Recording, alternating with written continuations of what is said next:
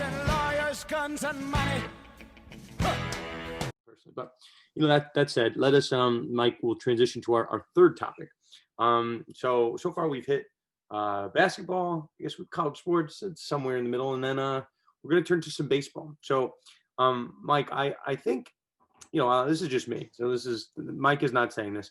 I think the Redskins in a vacuum, if you say that name, there is a derogatory concept of that name, and that's basically what the USPTO office said several years back when they removed the federal trademark protection on the word Redskins because they said it was so offensive in a vacuum.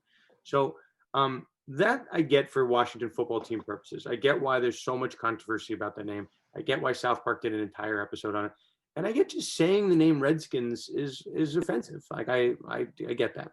Now, when we had this topic in July, I remember, I went on a couple of radio shows and I was talking about it. The next teams that were in line was really anyone that had any Native American, imagery, because it's in the same vein. I don't know if they're as offensive, but or if they're offensive. I don't even want to say that they're offensive, but they're in the same vein. So the question was going to come up, be it the Kansas City Chiefs, the Atlanta Braves, the Cleveland Indians was an obvious one. I know people were bringing up the Edmonton Eskimos, a little bit different, but same concept. So and that's Illinois fighting Illini, right? It's just the imagery. So I had, I posted, now over the summer, but Kansas City Chiefs do a lot of, there's nothing really wrong with the word Chiefs, right? But they do a lot of Native American imagery. It's a lot of cultural appropriation. So sometimes that's okay, and other times it's not. There's a fine line you have to cross. So the Indians, they had Chief Wahoo as their logo for a long time. They've since removed it. They had a big C in their jersey. Chief Wahoo, speaking of Redskins, is an Indian with red skin. So I think here, what's happening with the Indians, we'll talk about with the news, but I think that the association between Chief Wahoo and the Indians are really bringing them down, because the Indians in a vacuum, the word Indians, I don't think anyone can have any. It's not an offensive term. Like the Florida State Seminoles or the college football team of Florida State, it's an Indian type name, but I don't know if it's that offensive. I don't know if there's an issue just having that in a vacuum. So essentially what we have here this past week, the Cleveland Indians announced that they will not be playing, that the name change will come, that the Cleveland Indians has an expiration date. So the names that have been thrown out, Cleveland Spiders, which I guess was a former Major League Baseball team and had one of the worst winning percentages in all time, which I don't know why that would be in play, but I guess people are thinking about that for some reason. And the one that I think is so appropriate for 2020, we had the Washington football team, Mike, and of course, the Cleveland baseball team is being brought up. So Mike, I turn it to you. Where do you see really, let's talk just about Cleveland. What do you think about the overall name change? What do you think about the names that are being thrown out, and maybe some potential trademark issues that you're seeing in it?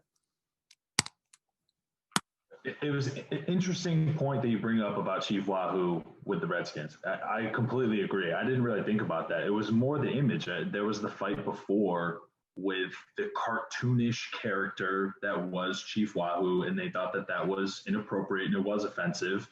And a lot of it that comes besides just the trademark issue and the name being offensive, you have fans that show up to stadiums in red, in their full headdress, red face, whatever. There's a whole other issue with that of, I guess that would be cultural appropriation to say the least.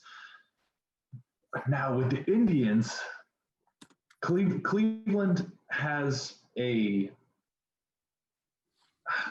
want to say more room to grow with potential names, right? Because they're already called other things, right? They're called the land, Cleveland, like different things that Cleveland in and of itself just has nicknames for. You could like just the Cleveland LeBrons, the Cleveland Johnny Manziels, right? Like all the names that we talked about. I mean, going to the Cleveland baseball team, I don't know. That's just, especially think about the minor leagues, right? If you think about minor league teams that have some wacky names and just crazy mascots, baseball is just known for different things. Football was more of a traditional, like, this is the team. This is so, wrapped around the culture of this sport. So people were upset about losing the Redskins. So I've been a Redskins fan forever, and they hold true to the name. I don't know if that's the same with the Indians. I think they have more potential. Cleveland Spiders, that's weird. I don't like the Spiders aspect. Again, that's a. I'll say this. We had a lot of fun. We did maybe 3-4 episodes on Dan Snyder. The Washington football team. It's one of the dumbest names I've ever heard. Like it's just like, let's come up with a bunch of names, and probably someone goes, oh, like what is, like, let's just look at Washington football team, and like let's just use that as a placeholder until we can think of like a real name for the season. Like I can't believe that like we go on my fantasy football site, like it just says like football team, like it says football team 14 and whatever team 7. It's like your name is football team. Like you are just so lacking in any creative genes that you have football team. So we joke that and I we're doing it kind of in jest. The Cleveland baseball team, I don't think they're going to do that, because I don't think any ownership in sports is as inept to come up with such a horrendous name.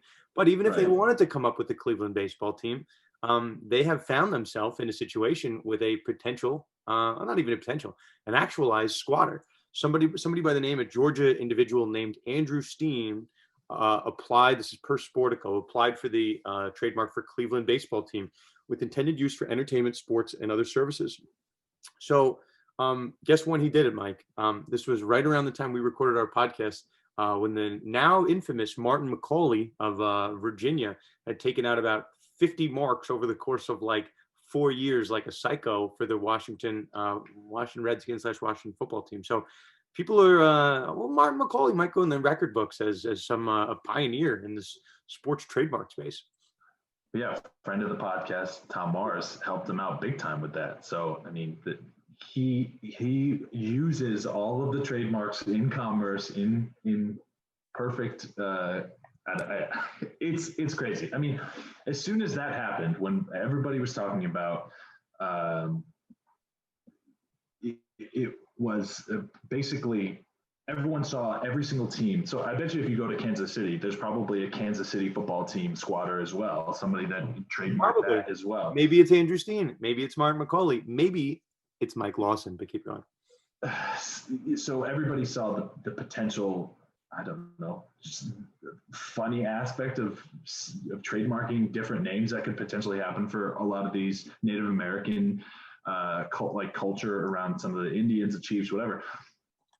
I think the biggest thing is this is necessary. I think they're going to come up with a team name. You're right. The Cleveland baseball team just sounds so silly. And so does the Washington football team. I mean, what is this, like England rugby? Like we are the Cheshire Rugby Club, like that. Yeah, this is so different. In a professional sports arena with trademarks and branding and things like that, they couldn't come up with anything. I think it's just a little silly. So I think Cleveland will have something, whether it's, was there a bunch? Was it Cleveland Spiders, Cleveland Buckeyes, if they're going to go with Ohio, but I don't think Ohio State would like that. I think there was Cleveland Guardians, Cleveland Defenders. There was a whole list of. I'm not sure why you're not referencing the one that we talked about. Like, are you embarrassed to say the Cleveland Steamers? People were talking about the Washington Jeffrey Epsteins. Okay, that was a name that people were actually having fun with. Like, well, that's because Dan Snyder apparently was connected with Jeffrey Epstein. Hold on. Allegedly. We're not. Or this podcast is not getting sued like the many people that. Yeah. Allegedly. One note. Tom Mars maybe secretly helped Martin McCauley, but I think Darren Heitner was the individual helping McCauley. So, that's yeah, right, my mistake. At this point, Mike, we have a lot of friends of the show. I feel like we have so many friends of the show, and I don't think we have any enemies of the show. So I think our ratios are working in that sense. I don't think we have any enemies. I think besides the people in Houston that were not so happy of my James Harden jokes, I don't think and Mike, I got a lot of people angry at me in Columbus, Ohio for my Big Ten takes because they thought I was siding against the Buckeyes, which maybe I was, maybe I wasn't. But maybe.